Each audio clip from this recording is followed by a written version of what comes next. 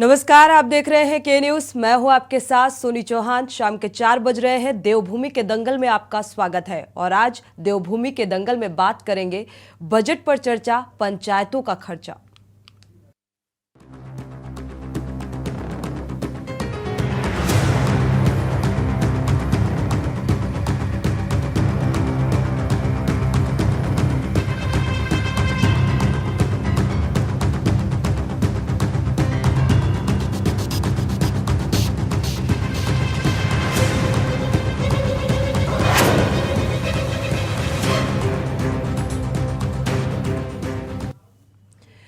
देश आज राष्ट्रीय पंचायती राज दिवस मना रहा है। 24 अप्रैल को प्रतिवर्ष ये दिवस मनाया जाता है। गांव को सशक्त बनाने और विकसित बनाने के लिए पंचायती राज व्यवस्था को लागू किया गया था। और वहीं उत्तराखंड की अगर बात की जाए तो राज्य में पंचायतें बजट ही खर्च नहीं कर पा रही हैं।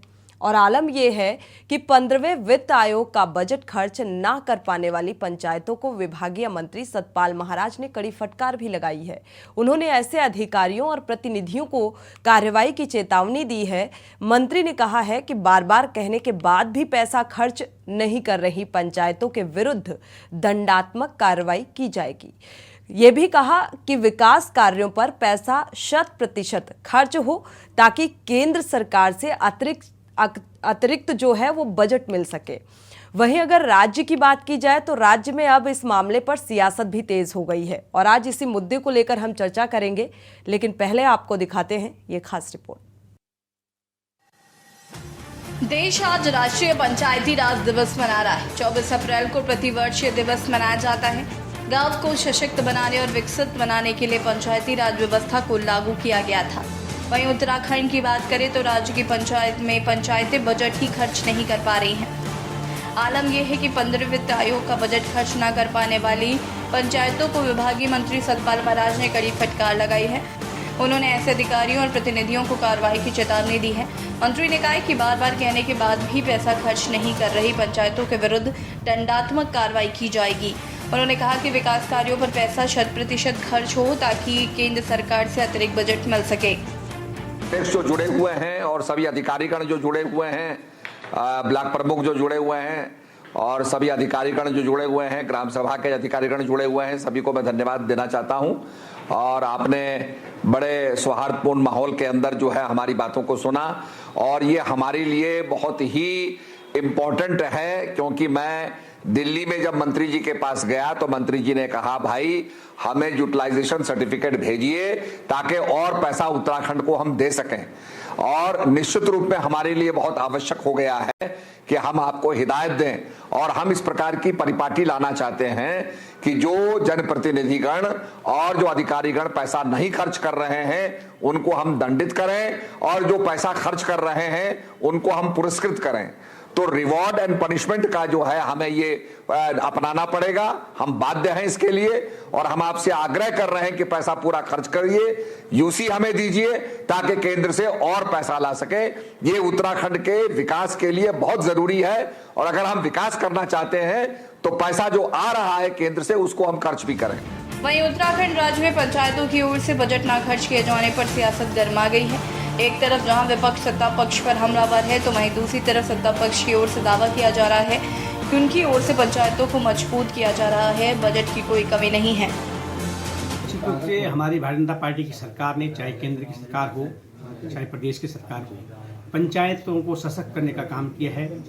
और इसी के तहत आगे किसी भी प्रकार से, चाहे हमारे मंत्री जी ने कह रहे हों, चाहे हमारे यशस्वी मुख्यमंत्री माननीय पुष्कर सिंह धामी जी स्पष्ट कर चुके हैं कि किसी प्रकार से पंचायतों में बजट का दुरुपयोग न हो, उसके लिए माननीय मुख्यमंत्री जी के द्वारा स्पष्ट कहा गया है कि अब बजट की मासिक समीक्षा की जाएगी और बजट को समयबद्ध तरीके से खर्च किया जाएगा और किसी भी प्रकार से कोई दुरुपयोग न हो, इसके लिए कार्य योजना बनाई गई है और ये कार्य योजना उस पर काम चल रहा है। लेना भी चाहिए। अगर वो इतने संजीदा हैं पंचायती राज के मंत्री, तो विभाग के बारे में गंभीर होना या जागरूक होना कहीं कोई गलती नहीं है, स्वागत योग्य है। अगर उसका पैसा नहीं खर्च हो पा रहा है तो देखा जाना चाहिए कि कौन वो लोग हैं जो जनता के साथ इतना बड़ा छलावा कर रहे हैं क्योंकि ग्रास रूट लेवल पे ये वर्क शुरू होता है और ऊपर चाहे कितनी भी योजनाएं घोषणाएं हों, अगर उसको पंचायती लेवल पे ना ले जाया जाए तो सब बेमानी हो जाता है। और हमारा सबका मकसद भी अंत्योदय या अंतिम छोर के व्यक्ति को फ़ायदा पहुंचाने का होना चाहिए। ऐसे में सिर्फ कह देने भर से या मंत्री साहब की बयानबाजी से काम नहीं चलेगा, इस दिशा में काम भी करने की जरूरत है।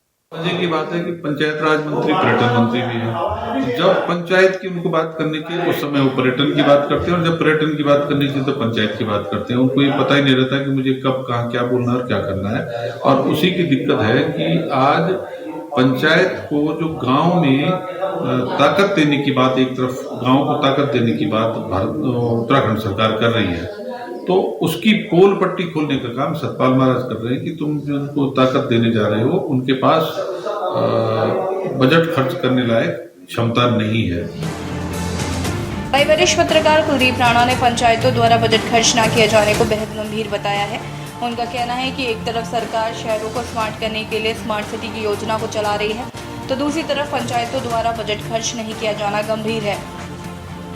देखिए, पंचायती राज व्यवस्था लोकतंत्र की मूल व्यवस्था है और उत्तराखंड में जो स्थितियां हैं, एक तरफ तो स्मार्ट सिटी की बात होती है और वहीं शहरों को स्मार्ट करने की बात होती है और उसके सापेक्ष जब ग्राम सभाओं के विकास की बात होती है तो ये विषय बार बार निकल करके आता है कि ग्राम सभाएं, ग्राम पंचायतें या पंचायती राज से जुड़े हुए विभाग जो हैं वो बजट को खर्च करने में असफल है। कुल मिलाकर राज्य में पंचायतों द्वारा बजट खर्च ना कर पाना कोई नई बात नहीं है, लेकिन सवाल ये है कि आखिर कब हमारे जनप्रतिनिधि और अधिकारी अपनी कार्यप्रणाली में बदलाव लाएंगे। क्या मंत्री सतपाल महाराज की चेतावनी से अधिकारियों और जनप्रतिनिधियों में कोई फर्क पड़ेगा? आखिर क्यों ऐसे लोगों पर सरकार कार्रवाई नहीं करती? आखिर ऐसे में सरकार कैसे गाँव से पलायन को रोक पाएगी? देहरादून से के न्यूज़ इंडिया के लिए अंकित काला की रिपोर्ट। आज का दिन बेहद महत्वपूर्ण इस लिहाज से क्योंकि गांव को सशक्त बनाने और विकसित करने के लिए इस व्यवस्था को लागू किया गया, लेकिन कितना ये व्यवस्था लागू हो पाई है, क्योंकि बजट जो निर्धारित किया गया वो बजट खर्च नहीं हो पा रहा है। अब पंचायती राज मंत्री सतपाल महाराज ने कहा है कि इस बजट को आप खर्च करिए, इसके बाद अतिरिक्त बजट की मांग की जाएगी केंद्र सरकार से। तो बड़ा सवाल है, क्या सशक्त गांव बनाने की दिशा में काम किया जा रहा है या नहीं? इसी को लेकर आज हम चर्चा करेंगे। हमारे साथ खास मेहमान जुड़े हुए हैं, आपका परिचय करा देते हैं। कुंवर जपेंद्र सिंह जी हैं, बीजेपी प्रवक्ता, आपका स्वागत है इस चर्चा में शामिल होने के लिए। ज्योत सिंह बिष्ट हैं, आप आम आदमी पार्टी से हैं, प्रदेश संगठन समन्वयक हैं, आपका भी स्वागत है इस चर्चा में शामिल होने के लिए। शांति प्रसाद भट्ट जी हैं, यूकेडी वरिष्ठ नेता हैं, आपका भी स्वागत है इस चर्चा में शामिल होने के लिए। कुलदीप राणा जी हैं, वरिष्ठ पत्रकार हैं, आपका भी स्वागत है इस चर्चा में शामिल होने के लिए। राजेंद्र चौधरी जी हैं, प्रदेश महामंत्री कांग्रेस के, आपका भी स्वागत है इस चर्चा में शामिल होने के लिए। आप सभी मेहमानों का बहुत बहुत स्वागत। शुरुआत करते हैं ज्योत सिंह बिष्ट जी से। आपने कहा कब कहाँ क्या बोलना है, और जो पंचायती राज मंत्री का बयान निकलकर सामने आया, आपने कहा कि वो और पोल पट्टी खोलने का काम कर रहे हैं, तो क्या वाकई सशक्त बनाने का प्रयास ये दिखता नजर नहीं आ रहा है? मैं सबसे पहले आज के दिन भारत के सभी वर्तमान और पूर्व पंचायत प्रतिनिधियों को राष्ट्रीय पंचायत राज दिवस के अवसर पर बहुत बहुत बधाई और शुभकामनाएं देते हुए उनसे प्रार्थना करना चाहता हूं कि लोग पंचायतों का महत्व समझने के साथ पंचायतों के प्रति जो जिम्मेदारी है उसको भी समझें। मैं उत्तराखंड का नागरिक हूं, तो उत्तराखंड की हम बात करेंगे। उत्तराखंड में लगभग 7,950 ग्राम पंचायतें हैं और जो सतपाल महाराज जी ने कहा कि 15वें वित्त आयोग का पैसा ये समय से खर्च नहीं कर पाए, उसका उपयोगिता प्रमाण पत्र जब तक केंद्र को नहीं जाएगा तब तक अगले वित्तीय वर्ष के लिए केंद्र पैसा जारी नहीं करेगा। तो चिंता इस बात को लेकर के नहीं है कि धरातल पर काम क्या हुआ क्या नहीं हुआ। उपयोगिता प्रमाण पत्र अगर बन जाता तो फिर सतपाल महाराज जी को कोई शिकायत नहीं थी। जबकि समझने की जरूरत क्या है, क्योंकि ये जो व्यवस्था है वर्तमान पंचायत राज व्यवस्था, ये 1993 में देश में लागू हुई 73वें संविधान संशोधन के बाद, और इसमें जो पंचायतें हैं तीनों स्तर की, ग्राम पंचायत, क्षेत्र पंचायत और जिला पंचायत, इनको जो इस समय पैसा मिलता है, एक तो राज्य वित्त की मद से मिलता है, दूसरा केंद्रीय वित्त की मद से मिलता है, मनरेगा का पैसा मिलता है, विधायक निधि, सांसद निधि, भी आपदा, इतनी मद का पैसा ग्राम पंचायत, ब्लॉक और जिला पंचायत में आता है, जिसको कि इनको विकास कार्यों में इसका उपयोग करके और फिर उसका यूटिलाइजेशन सर्टिफिकेट, जो 3 मद हैं, केंद्रीय वित्त आयोग की, मनरेगा की और दैवीय आपदा की, इनका जब तक उपयोगिता प्रमाण पत्र केंद्र को नहीं जाता तब तक वो अगला पैसा रिलीज नहीं करते। और राज्य वित्त का पैसा, विधायक निधि, सांसद निधि का पैसा, इसमें उपयोगिता प्रमाण पत्र का प्रश्न नहीं, तो इसलिए इस पर सतपाल महाराज जी ने बात नहीं की। उन्होंने केवल 15 वित्त आयोग की बात की। मैं कहना ही चाह रहा हूं कि उन्होंने एक फरमान जारी कर दिया, उस फरमान को जारी करने के बाद उन्होंने ये समझ लिया कि मैंने अपना काम कर दिया। हकीकत में समझना ये पड़ेगा, जो मैंने कहा कि 7,900 ग्राम पंचायत हैं, लगभग 3,400 हमारे क्षेत्र पंचायत सदस्य हैं और 450 जिला पंचायत सदस्य हैं। ये इन सब के माध्यम से विकास के काम होते हैं। ये पहले कार्य योजना बनाते हैं, उसके बाद उस पर बजट अलॉटमेंट होगा और उसके बाद फिर उसको धरातल पर काम होगा। तो उसको काम को करने के लिए लगभग 4,000 जो ग्राम पंचायत, बीजेपी तो कह रही है कि कार्य योजना बना ली गई है, कार्य योजना के तहत काम किया जा रहा है। मैं थोड़ा सा एक मिनट जरा समझ लीजिए। मैं कह रहा हूं, जो कार्य योजना बनाने की जिन भूमिका ग्राम विकास पंचायत विकास अधिकारी की होती है, उनकी जरूरत थी राज्य में 4,000 की। इस समय वर्तमान में इस राज्य में 1,000 के लगभग ग्राम पंचायत विकास अधिकारी हैं। ये जो 95 विकास खंड है राज्य के, इन 95 विकास खंड में जो जूनियर इंजीनियर है, जो तकनीकी स्टाफ है, असिस्टेंट इंजीनियर एक भी नहीं है किसी ब्लॉक में, ये आपको जानकारी दे दूं। जो जूनियर इंजीनियर है, वो जूनियर इंजीनियर एक तो है RES का और दूसरा है लघु सिंचाई विभाग का, और 1-2 जूनियर इंजीनियर होते हैं, वो होते हैं मनरेगा के संविदा कर्मी।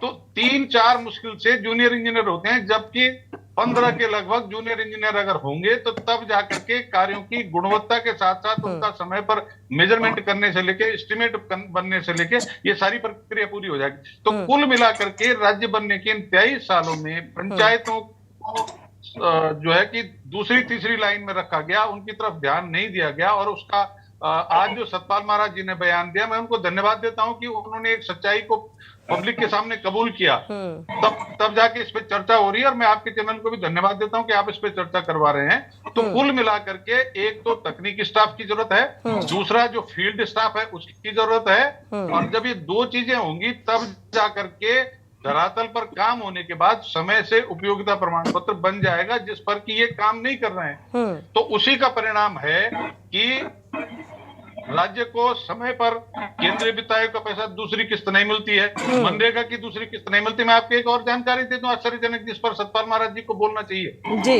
वर्ष 2018-19 वित्तीय वर्ष 2018-19 का मनरेगा का सामग्री अंश का पैसा अभी तक केंद्र ने रिलीज नहीं किया। उत्तराखंड से जो उनके लिए प्रॉपर डॉक्यूमेंटेशन, जो सूचनाएं जानी चाहिए थी, वो नहीं गई, और गलत सूचना जाने के कारण केंद्र ने 18 और वित्तीय वर्ष 18-19, 19-20, 20-21, 21-22 इतने सालों का सामग्री अंश का पैसा रिलीज नहीं किया।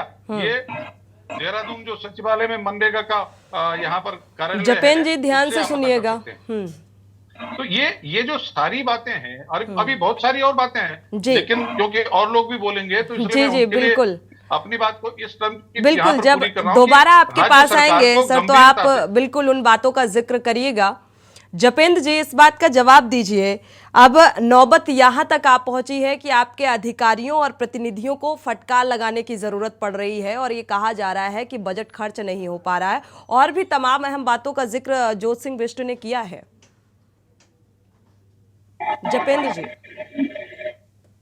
अनम्यूट करिएगा। निश्चित तौर पर विभागीय मंत्री जी की पीड़ा जायज है, लेकिन यहाँ ये तथ्य भी हमारा ध्यान योग्य है कि देखिए, उत्तराखंड को 22 वर्षों में जो पंचायतों को मजबूत करने और पंचायतों के माध्यम से उत्तराखंड के ग्रामीण अंचलों के विकास की जो रीति और नीति है, सरकार का उस पर पूरी तरह से फोकस है, राज्य सरकार हो, केंद्र सरकार हो, और यही स्थिति अन्य राज्यों में भी है, क्योंकि पंचायतों, हमारा भारत देश 70% से ज्यादा पंचायतों में बसता है। तो पंचायतों का विकास और पंचायती क्षेत्रों में विकास विकास कार्यों की निरंतरता बहुत अहम है।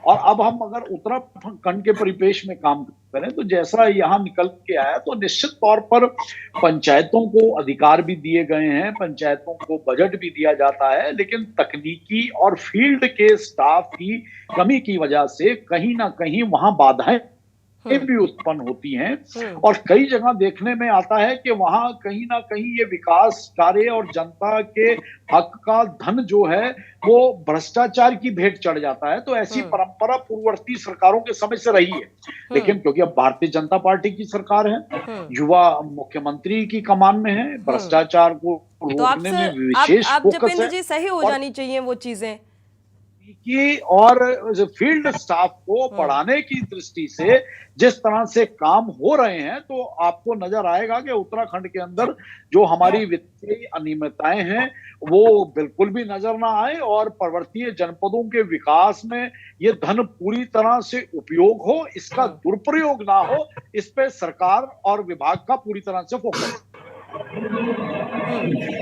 साथ ही तकनीकी स्टाफ की कमी का जिक्र तो जोत सिंह बिष्ट ने भी किया था। आपके पास आएंगे राजेंद्र जी।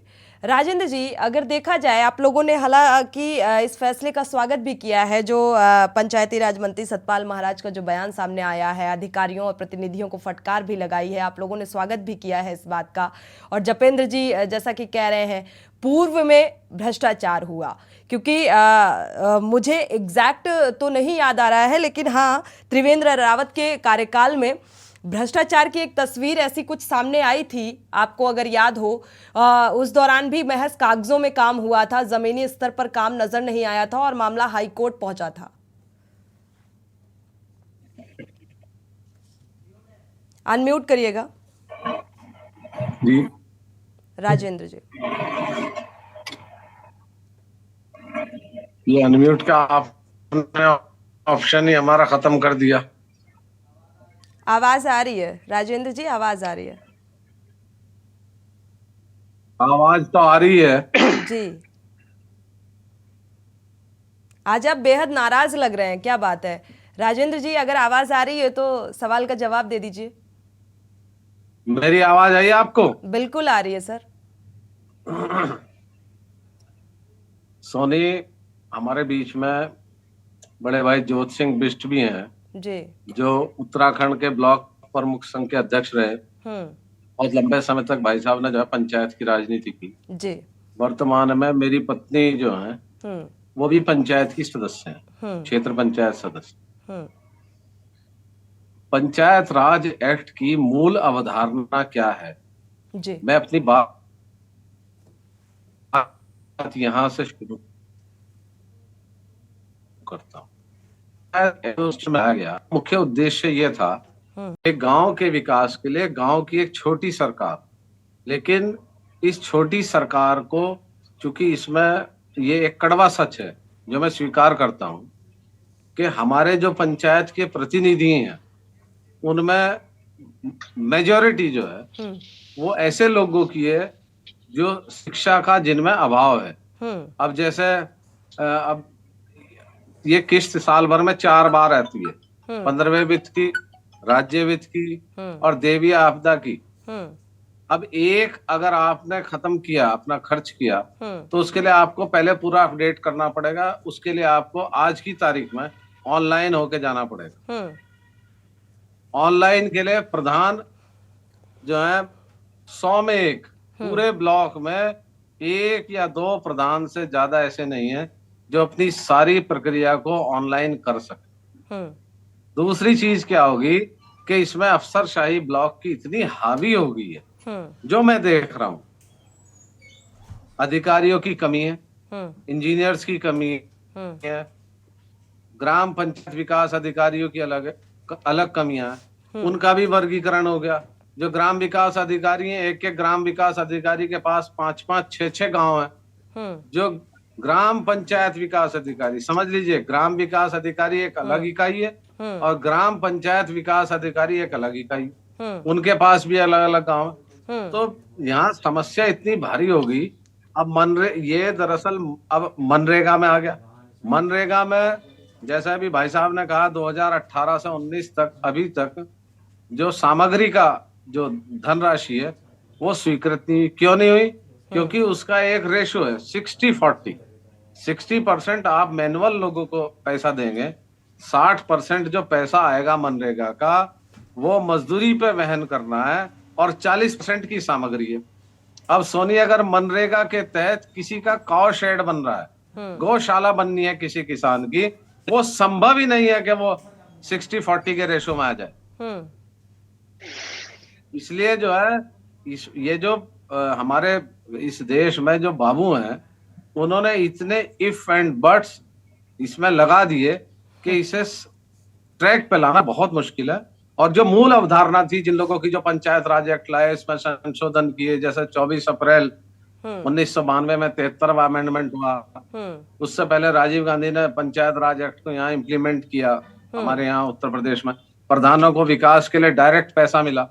मेरा ऐसा एक सुझाव है, अगर ये उत्तराखंड की सरकार मान ले कि ग्राम, अब इसमें एक समस्या और होगी कि ग्राम प्रधान, क्षेत्र पंचायत सदस्य और जिला पंचायत सदस्य, क्षेत्र पंचायत सदस्य और जिला पंचायत सदस्य वो ग्राम में सिवाय अपने सड़क के या पुलिया के या नाली के प्रस्ताव के उनका कोई रोल नहीं। अगर उनके प्रस्ताव पर भवन निर्माण हो सके, किसी गरीब का, जो जरूरतमंद का कोई और सहायता मिल सके, किसी को जो है गौशाला मिल सके, उनकी भी सहभागिता इसमें जरूरी है। क्योंकि होता क्या है कि एक गांव में 5 लोगों ने चुनाव लड़ा, एक जीत गए, तो बाकी 4 के जो समर्थक हैं वो इन योजनाओं के लाभ से वंचित रहते हैं। ये एक कड़वा और सच है। शायद इस बात से विष्ट जी, चलिए, बहुत अच्छे से राजन जी आपने बहुत अच्छे से डिस्क्राइब किया है सारी चीजों को। शांति जी का रुख कर लेते हैं। शांति जी, आपके पास आएंगे। क्या लग रहा है, तकनीकी स्टाफ की कमी, जैसा कि जोत सिंह जी ने कहा, पूर्ववर्ती सरकारों ने जो भ्रष्टाचार किया, हालांकि राजन जी ने बहुत अच्छे से डिस्क्राइब किया है सारी चीज़ों को, लेकिन वो एक सवाल और इसी में इंक्लूड था, उसका जवाब उन्होंने नहीं दिया। अगली बार जब आएंगे तो ले लेंगे। शांति जी, क्या लग रहा है, ये महज जो बजट है वो खर्च करवाना चाहते हैं या फिर वाकई गांवों को सशक्त बनाने की दिशा में एक प्रयास है? देखिए सोनी जी, इस बात को समझने की जरूरत है। भारत गांव से जाना जाता है। भारत की आत्मा ग्रामीण क्षेत्र में बसती है। बिल्कुल। और इसको समझते हुए तात्कालिक सरकार ने 1993 में, जो कांग्रेस की गवर्नमेंट थी, वो पंचायती राज एक्ट लेकर आई है 24 अप्रैल को। आज वो उसका दिवस मनाया जाता है राष्ट्रीय स्तर पर, जिले और राज्य स्तर। यहाँ तक बात सही है, मगर जमीनी हकीकत क्या है, जो मंत्री जी ने आज पीड़ा बताई है, इसको समझने की जरूरत है कि ये मंत्री जी जिस उम्र के दौर पर गुजरे हैं, ये कभी आईएएस अधिकारियों की सीआर खराब करने की बात करते हैं, और आज ये बड़ी बैठक में आकर इन्होंने कह दिया कि सरकार का केंद्र के द्वारा दिए हुए बजट को यदि खर्च नहीं किया गया तो मैं एक्शन लूंगा। मैं पूछना चाहता हूं, इन 23 वर्षों में इन मंत्री जी को ये पता नहीं है कि ब्लॉक में 60% कमीशन चलता है? धरातल पर मनरेगा की दिहाड़ी तक में जो है कमीशन खाया जाता है। बिल्कुल। और गांव के विकास के हालात इतने बुरे हैं कि इन 23 वर्षों में गांव में खड़ंजे बनते हैं, इसके अलावा कोई विकास का काम पहाड़ों में दिखता नहीं है। यदि केंद्र की और राज्य की सरकार की या किसी एनजीओ के तहत गांव में टंकी वो भी बनती है तो वो भ्रष्टाचार कागजों में से छूटे नहीं है। गांव की स्कूलों की हालत इतनी खराब है कि गांव में पंचायतों के बजट को सिर्फ और सिर्फ बंटा धार लगाया जाता है। जो हमारे जिला अधिकारी हैं, सीडीओ ऑफिस है, यहाँ शिकायतों के अंबार हैं, इस पे काम नहीं करते। दुख की बात यह है, मंत्री जी को केंद्र के बजट को खर्च करने की चिंता तो हो रही है, मगर गांव में जो भारत की आत्मा गांव में बसती है, उस ग्राम सभा के अंदर पंचायती एक्ट के तहत जो भ्रष्टाचार हो रहा है, उस पर कार्रवाई करने के लिए मंत्री जी के मुंह से एक शब्द नहीं निकलता, जबकि प्रधान, क्षेत्र पंचायत और जिला पंचायत, जिनका काम ही सरकारों से इधर एक निश्चित पर अपनी ग्राम सभा का विकास करना होता है, मगर ना जिला प्लान में वो खर्चे पर जो घोटाला है उस पर रोक लगती है, ना ब्लॉक प्रमुख के अधीनस्थ जितने भी काम होते हैं उस भ्रष्टाचार पर कोई रोक लगती है। तो जो मंत्री जी दर्द बता रहे हैं, मुझे लगता है कि मंत्री जी को लगता है कि जो 40 से 50% कमीशन का हिस्सा सत्ता में जाना चाहिए वो नहीं पहुंच पा रहा है, इसलिए मंत्री जी जो है भड़क कर केवल एक बात पर जोर दे रहे हैं कि खर्चा कीजिए, जबकि मंत्री जी को यह कहना चाहिए था कि इस राज्य के किसान, इस राज्य के गांव पलायन से परेशान हैं, विकास से महरूम हैं। ऐसी स्थिति में पर्वतीय क्षेत्र में पलायन रोकने के लिए जो पंचायती एक्ट है उसको सख्ती से लागू करना चाहिए था और यहाँ कमीशन थोड़ी कम करनी चाहिए थी, और धरातल पर जो काम हुए हैं 5 वर्ष में उसकी समीक्षा होनी चाहिए थी। आज क्योंकि पंचायती दिवस के रूप में मनाया जा रहा है, और उस समीक्षा में यदि कहीं गुणवत्ता पर शिकायत करता कोई क्षेत्र पंचायत, जिला बिल्कुल पंचायती दिवस का जो उद्देश्य है उस दिशा में प्रयास कितना किया जा रहा है, समीक्षा होनी चाहिए उस विकास की कि वाकई उस बजट जो निर्धारित बजट है उसके तहत क्या क्या विकास किस आधार पर किया गया, उसकी समीक्षा करने के बजाय जो बयान निकलकर सामने आया उसको लेकर हम चर्चा कर रहे हैं। ब्रेक का वक्त हो चला है, ब्रेक से जब वापस आएंगे तो कुलदीप जी का रुख करेंगे। यहाँ रुकेंगे एक छोटे से ब्रेक के लिए।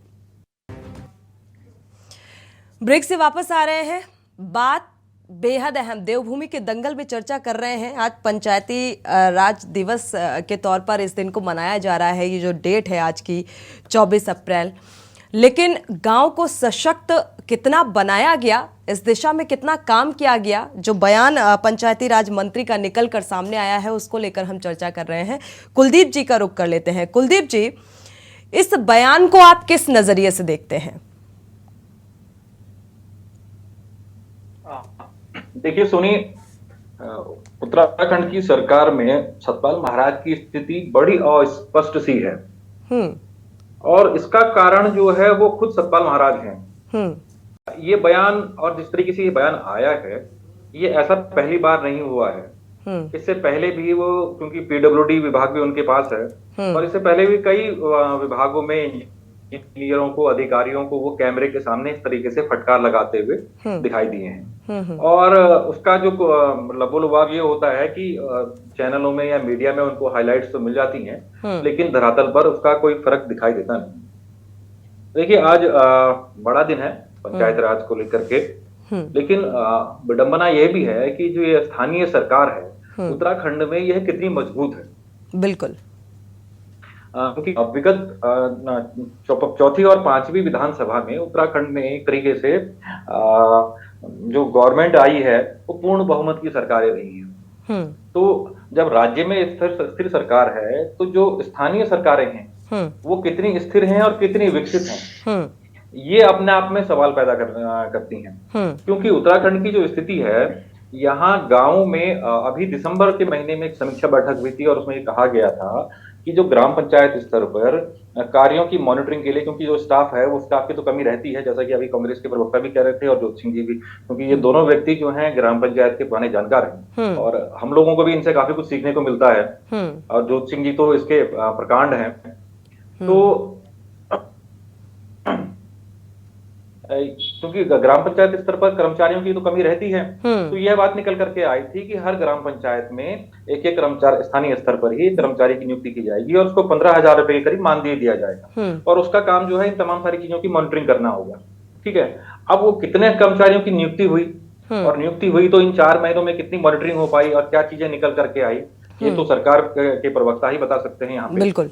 और दूसरी चीज ये है कि उसमें यह भी कहा गया था कि 200 के करीब ज्यादा लगभग ग्राम पंचायत में भवन बनेंगे, और इसमें पंचायत भवन और इस तरह की तमाम सारी चीजें, बैठकें वगैरह करने के लिए भी, उनसे कितनों का निर्माण हो पाया होगा, ये तो अभी भाजपा के प्रवक्ता को इस चीज का जवाब देना होगा।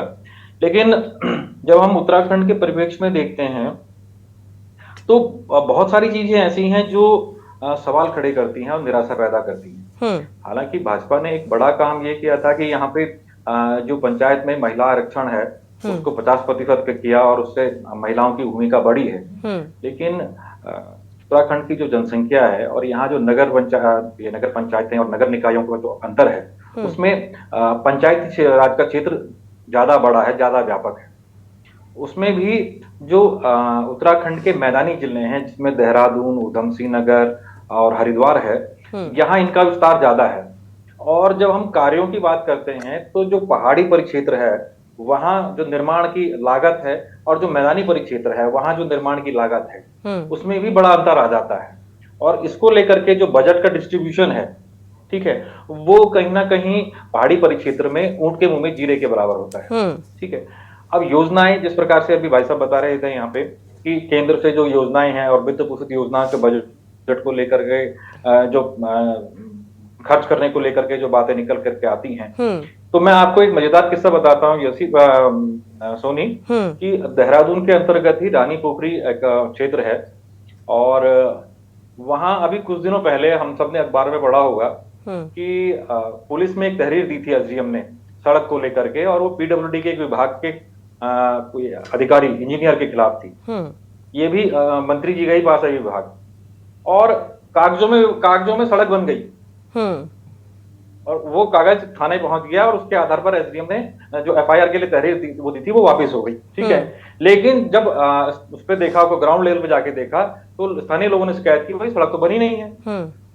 ठीक है, तो उस पर बड़ा इशू क्रिएट हुआ, जांच की बात निकल करके आई, एडीएम देहरादून ने जांच की बात करी। खैर उसमें जो भी होगा, लेकिन अब वहां पे काम चल रहा है। यही स्थिति कमोबेश हर विभाग में है कि कागजों में तो काम हो रहा है लेकिन जमीनी स्तर पर जी ठीक। और सूबे के मुख्यमंत्री के राज्य में अच्छी बात, वो बड़े प्रयास भी कर रहे हैं चीजों को लेकर के, लेकिन उनके प्रयास धरातल तक कितने पहुंच पा रहे हैं, ये अपने आप में एक तरीके से एक कोहरे जैसी स्थिति है कि जिसमें हम उत्तराखंड में ग्राम पंचायत और ग्रामीण क्षेत्रों के विकास को लेकर के, मतलब एक कोहरे जैसी स्थिति है कि वहीं तक दिख रहा है बस। तो स्थितियां बड़ी अस्पष्ट सी हैं बनी हुई। बिल्कुल।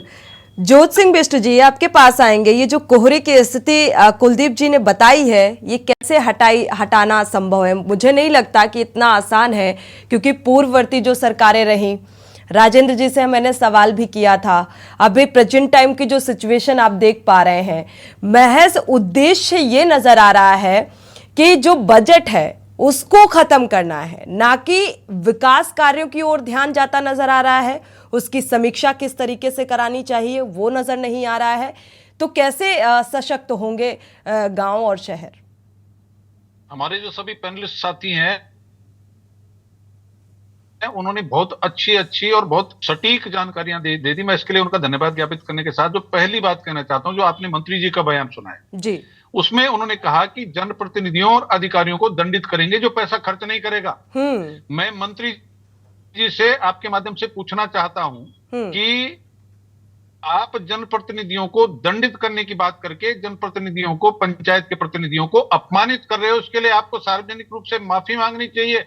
आप अपने सिस्टम को ठीक करने के बजाय जनता के निर्वाचित प्रतिनिधियों को धमकाने और अपमानित करने का काम कर रहे हो। नंबर एक बात तो ये है। नंबर दो बात, जपेंद्र भाई ने जो एक बात कही कि इससे पहले की सरकारों, जपेंद्र भाई ये सरकार भी आपकी है, इससे पहले की सरकार भी आपकी थी, और राज्य की पहली सरकार जो अंतरिम सरकार थी राज्य बनने के बाद, आते हैं जपेंद्र, सुन लीजिए पहले।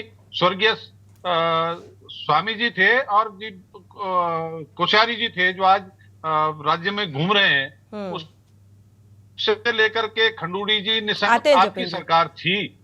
और इस राज्य की जो पहली सरकार थी, साइन बोर्ड घोटाले से भ्रष्टाचार की बुनियाद रखने का काम भी आपकी भाजपा की सरकार ने किया। पंचायत में जो आप कह रहे हैं कि ये भ्रष्टाचार हो रहा है, ये सब हो रहा है, तो उसको रोकने के लिए कब आपकी किस सरकार ने क्या कवायद की, एक प्रश्न। दूसरा है पंचायत के अंदर जो स्टाफ की कमी है, जिसकी वजह से विकास काम के कार्य जो ठीक से नहीं हो पा रहे हैं, उस स्टाफ को भरने की कवायद आपकी सरकार, जब भाजपा की सरकार रही, उन्होंने क्यों नहीं की? मुझे याद आता, मैं ब्लॉक प्रमुख था 2003 से 8 में, और हमने प्रमुख संगठन बना करके नारायण दत्त तिवारी जी से क्षेत्र विकास, इसके बाद जवाब दीजिएगा। मैं संक्षिप्त में बात कर रहा हूँ। क्षेत्र विकास निधि कराई, राज्य वित्त का पैसा क्षेत्र पंचायतों को दिलवाया, पंचायत प्रतिनिधियों को मानदेय दिलाने के साथ हमने उस समय विधानसभा के गेट पे, मैं कांग्रेस में था, धरना दिया, और धरना दे करके सरकार को इस बात के लिए मजबूर किया, और उसका परिणाम रहा कि जो 29 विषय पंचायतों के अधीन होने चाहिए, उनमें से मणिशंकर जो तत्कालीन पंचायत राज मंत्री थे, 14 विषय पंचायत के अधीन करने का एक आदेश जारी हुआ। आज हालत यह है, क्षेत्र विकास निधि बंद हो गई, जो 14 विषय पंचायतों के अधीन थे वो वापस रिवर्ट हो गया, वो आदेश खत्म हो गया। और जो उसकी पंचायत की 6 समितियां होती हैं, जो नियोजन और विकास समिति, शिक्षा समिति, प्रशासनिक समिति, निर्माण समिति, स्वास्थ्य एवं कल्याण समिति और जल प्रबंधन, इन समितियों का कागजों में अस्तित्व होगा, धरातल पर अस्तित्व नहीं है। तो कुल मिलाकर के सतपाल महाराज जी को मैं आपके चैनल के माध्यम से एक संदेश देना चाहता हूं कि मंत्री जी, दिल्ली के मंत्री ने आपको फटकार लगाई कि उपयोगिता प्रमाण पत्र भेजो, तो आपने अधिकारियों को फटकार लगा दी, लेकिन आपने अपने विभाग की बैठ करके समीक्षा बैठक करने के बजाय उस पर चिंतन मनन करने के धरातल पर हकीकत में हो क्या रहा है, कितना भ्रष्टाचार है, कितना गोलमाल है। ये जो भट्ट जी ने भी आरोप लगाए वो बिल्कुल सत्य आरोप हैं।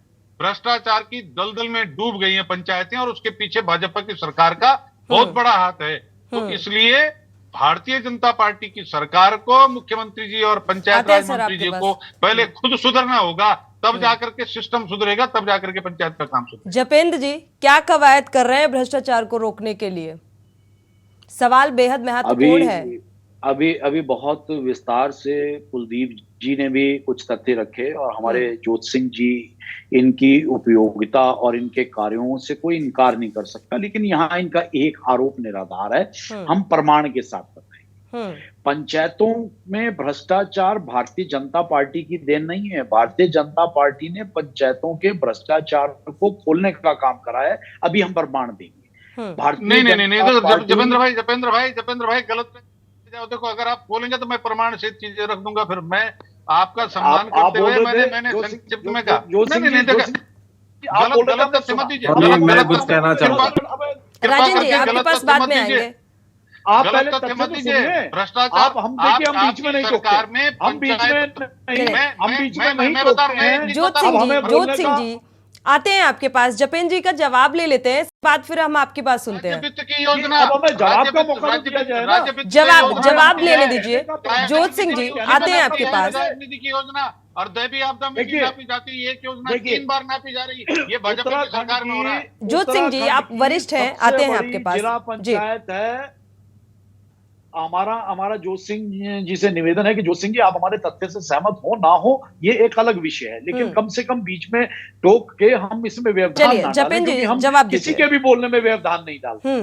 देखिए, उत्तराखंड की सबसे बड़ी पंचायत है जिला पंचायत उत्तरकाशी, और अभी वहां से पिछले चुनाव में जिन महाशय को वहां से विधानसभा का टिकट दिया कांग्रेस पार्टी ने, वही वहां से निर्दलीय कांग्रेस के समर्थित जिला पंचायत अध्यक्ष रहे हैं।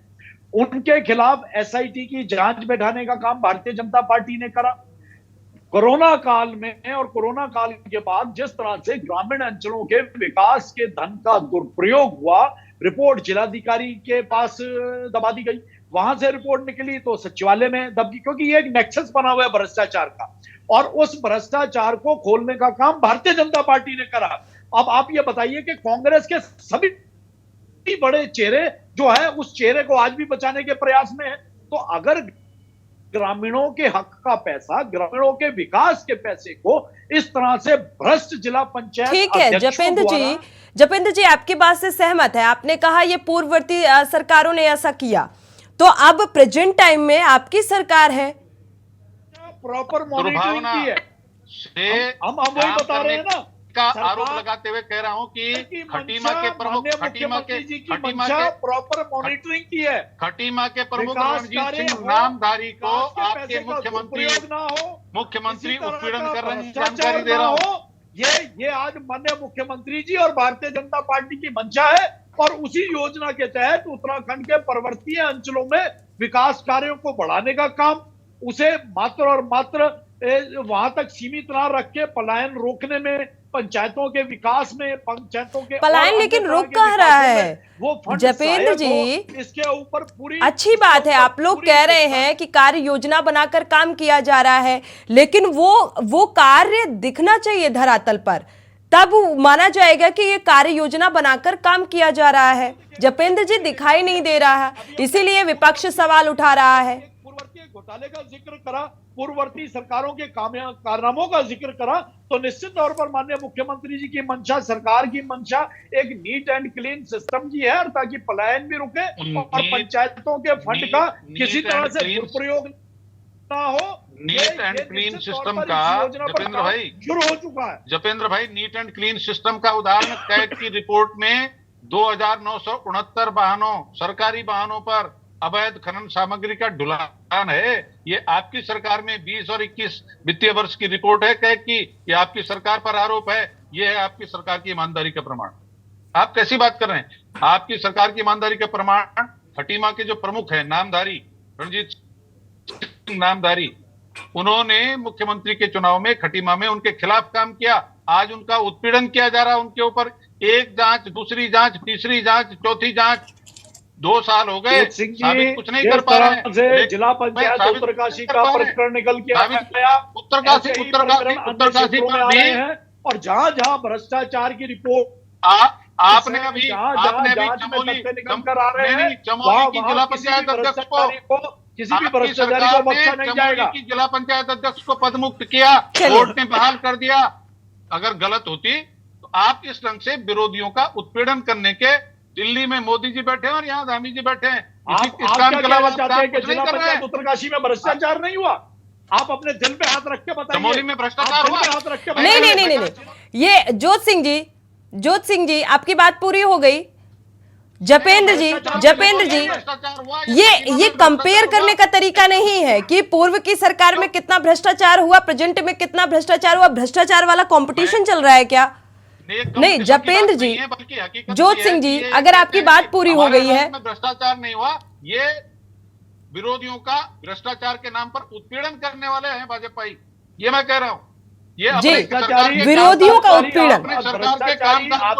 चलिए जोत सिंह जी, आपकी बात पूरी हो गई। जपेंद्र जी को जवाब देने दीजिए, मुझे अगले गेस्ट के पास जाना है। इनके विधायक खजानदास ने कहा कि भेदभाव हो रहा है। इनके विधायक जो पुरोला के विधायक शांति जी का रुख करेंगे, उन्होंने कहा कि फलोद्यान विभाग में भ्रष्टाचार हो रहा है।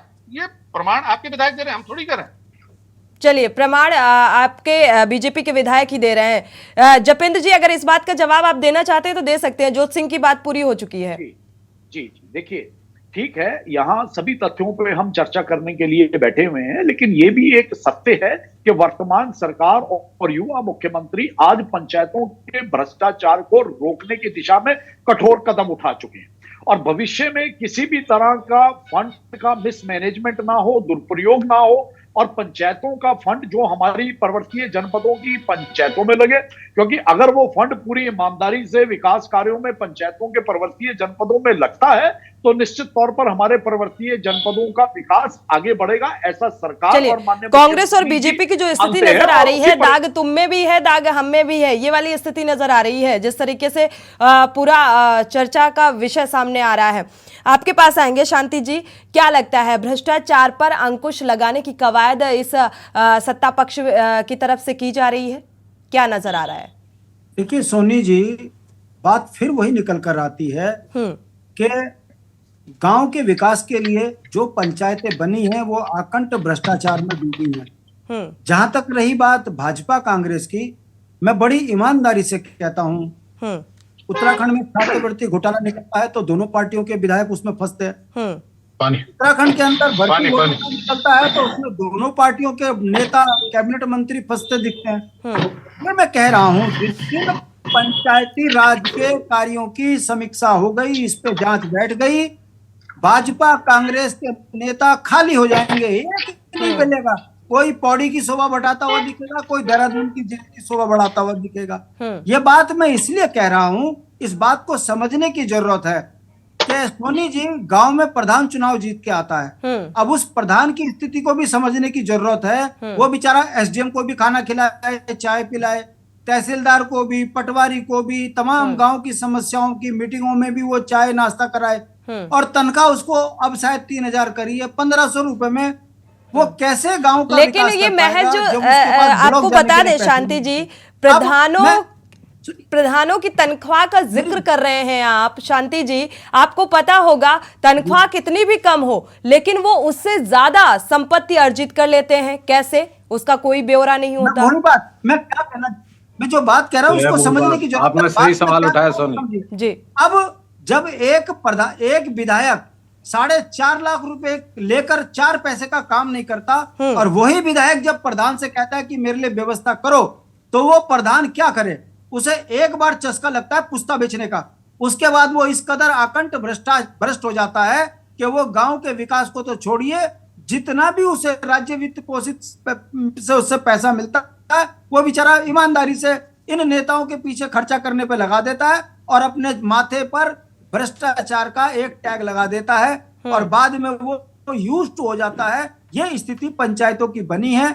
मेरा ये कहना है कि दोनों राष्ट्रीय पार्टियों ने जितने भी कानून बने हैं उनको तोड़कर राज्य के पैसों को बंटाधार किया है और ये अब चरित्र में आ चुका है। यही कारण है कि जितनी छोटी पंचायत है उतना भ्रष्टाचार में वो संलिप्त है। आप ब्लॉक में काम नहीं करा सकते। यदि अगर 2 लाख का काम है, पहले ब्लॉक में पैसा 40% दो, तब पैसा पास होता है।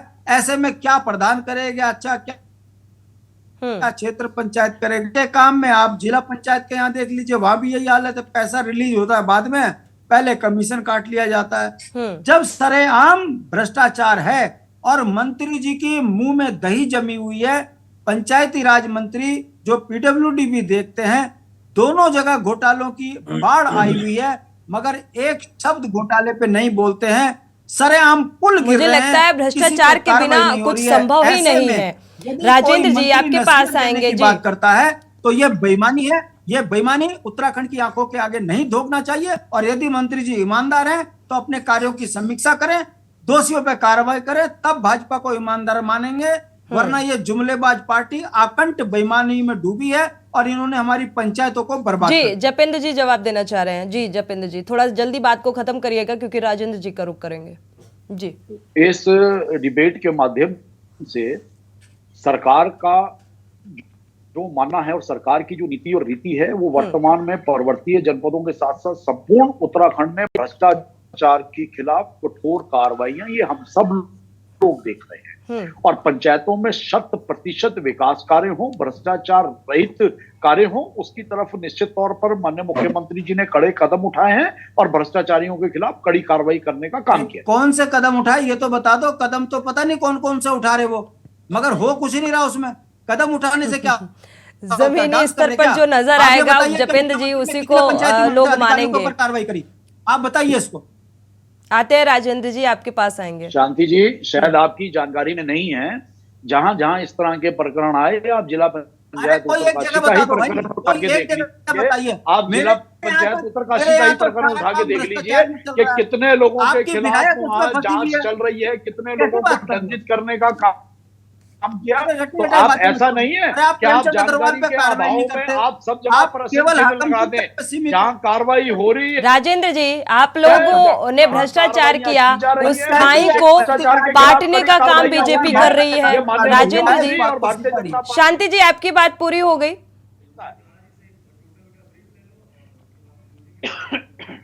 मैं कहूँ सोनी जी। राजेंद्र जी जी मैं एक कड़वी सच्चाई कहना चाहता हूँ। बिल्कुल सच कड़वा होता है सर। भाजपा भ्रष्टाचार को न कम करेगी न खत्म करेगी। ना सतपाल महाराज जी से खत्म कर सकते, ना धामी जी कर सकते। आप देख लो इस समय सोनी जांच करा लें किसी भी एजेंसी से, पंचायतों में भ्रष्टाचार 20 से 25% बढ़ चुका है। बिल्कुल सही बात। अब दूसरी चीज, अभी हरिद्वार में एक पूर्व जिला पंचायत अध्यक्ष जो कि भाजपा के समय में बने, जबरदस्ती उन्हें बनाया गया। सिटिंग जिला पंचायत चेयरमैन को जबरदस्ती अयोग्य घोषित किया गया और उन्हें, बस मैं कहना नहीं चाहता सार्वजनिक मंच पर जी, उन्होंने पार्टी छोड़ दी। सोनी वो कांग्रेस में आ गए, कांग्रेस से अब वो शायद पता नहीं कौन सी पार्टी में है, ये मुझे ध्यान नहीं है। उन्होंने वर्तमान जिला पंचायत अध्यक्ष पे आरोप लगाए वर्तमान जिला पंचायत अध्यक्ष एक नवयुवक है, अच्छा लड़का है, भ्रष्टाचार की जांच तो जो करेगा उसे पता लगेगा। लेकिन उन्होंने आरोप उन पे लगा दिया, पुराने वालों पर। कहाँ कठोर कदम उठाया इन्होंने? अगर आप भाजपा में हैं, देखो जितेंद्र भाई, हम और आप सार्वजनिक जीवन में हैं, समाज सेवा में हैं। हम यहाँ 1 रुपया लगा के 13 रुपया कमाने के लिए नहीं है। हम जिला पंचायत राज एक्ट की मूल अवधारणा सुनी यही है कि ये गांव की गरीब की पार्लियामेंट है। ये पार्लियामेंट ऐसी होनी चाहिए जिसमें निष्पक्षता से, बिल्कुल, निष्पक्षता का शब्द सुनने में बड़ा अच्छा लगता है राजेंद्र जी, लेकिन ये निष्पक्षता नजर नहीं आती है, इसलिए सवाल खड़े हो जाते हैं। कुलदीप जी का रुख कर लेते हैं क्योंकि समय कम है। कुलदीप जी का फाइनल कमेंट ले लेते हैं। कुलदीप जी, बीजेपी कह रही है हम भ्रष्टाचार को लेकर कठोर कदम उठा रहे हैं, विपक्ष कह रहा है कि भ्रष्टाचार को लेकर कोई कठोर कदम नहीं उठाया जा रहा है और वो दिखाई भी नहीं दे रहा है। अगर धरातल पर देखा जाए तो वो निष्पक्षता नजर भी नहीं आ रही है। मैं 20 सेकंड मुझे दो आप। जी जी, 10 सेकंड ले लीजिए सर, क्योंकि समय कम है। इसके बाद कुलदीप जी। जी जी, ग्राम पंचायत, क्षेत्र पंचायत और जिला पंचायत का उस क्षेत्र का सदस्य और ग्राम पंचायत के सदस्य, ये सब लोग बोर्ड में हो। इन सबकी आपसी सहमति से विकास की प्रस्तावना है, प्रस्ताव पास हो, विकास हो, तो भ्रष्टाचार पे कुछ हद तक अंकुश लग सकता है। कुलदीप जी, फाइनल कमेंट आपका, क्या ऐसा संभव है? क्यों? क्योंकि पैसा तो ऊपर भी जा रहा है। राजन जी, फाइनल कमेंट कुलदीप जी आपका। देखिए जी, एक पत्रकार के रूप में मैंने हमेशा निष्पक्षता से चीजों को देखा है, और अगर कोई चीज अगर सरकार ने अच्छा काम किया है तो मैंने भी उसको भी प्रमुखता के साथ प्रस्तुत किया है। बिल्कुल। और अगर सवाल खड़े हुए हैं तो जनता की आवाज को भी मैंने पहुंचाने का काम किया है। ठीक। लेकिन कई बार उत्तराखंड की जो आबादी है वो 125 करोड़ के आसपास की है, 125 करोड़ के आसपास की है, जिसमें जल्दी से बात को खत्म करिएगा जी। 60 से 70% की आबादी ग्रामीण क्षेत्रों की है। ठीक है, और ये एक राजनीतिक रूप से भी एक बड़ा वोट प्रतिशत भी है, देखा जाता है। ठीक है, अब उत्तराखंड के मुख्यमंत्री सर माफी चाहेंगे क्योंकि बड़ी खबर मिल रही है, इसलिए मुझे देवभूमि के दंगल को यहीं रोकना पड़ेगा। आप सभी मेहमानों का बहुत बहुत शुक्रिया इस चर्चा में शामिल होने के लिए। देवभूमि के दंगल में फिलहाल बस इतना ही, लेकिन एक बड़ी खबर